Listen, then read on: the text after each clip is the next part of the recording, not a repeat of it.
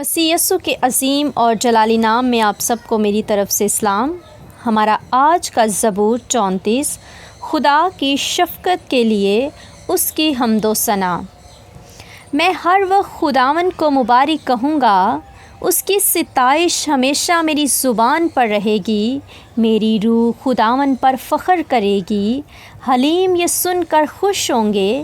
میرے ساتھ خداوند کی بڑائی کرو، ہم مل کر اس کے نام کی تمجید کریں گے۔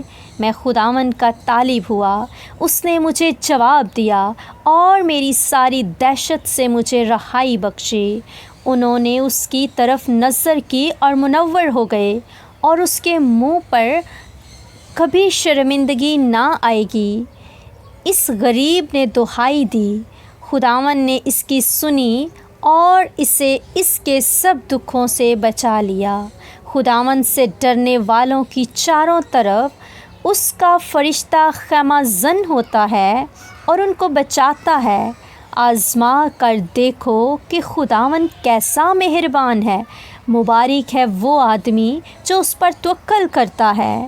خداوند سے ڈرو اے اس کے مقدسو، کیونکہ جو اس سے ڈرتے ہیں ان کو کچھ کمی نہیں۔ ببر کے بچے تو حاجت مند اور بھوکے ہوتے ہیں، پر خداوند کے طالب کسی نعمت کے محتاج نہ ہوں گے۔ اے بچوں، آؤ میری سنو، میں تم کو خدا ترسی سکھاؤں گا۔ وہ کون آدمی ہے جو زندگی کا مشتاق ہے اور بڑی عمر چاہتا ہے تاکہ بھلائی دیکھے؟ اپنی زبان کو بدی سے باز رکھ اور اپنے ہونٹوں کو دغا کی بات سے۔ بدی کو چھوڑ اور نیکی کر، صلح کا طالب ہو اور اس کی پیروی کر۔ خداوند کی نگاہ صادقوں پر ہے اور اس کے کان ان کی فریاد پر لگے رہتے ہیں۔ خداوند کا چہرہ بدکاروں کے خلاف ہے، تاکہ ان کی یاد زمین پر سے مٹا دے۔ صادق چلائے اور خداوند نے سنا اور ان کو ان کے سب دکھوں سے چھڑایا۔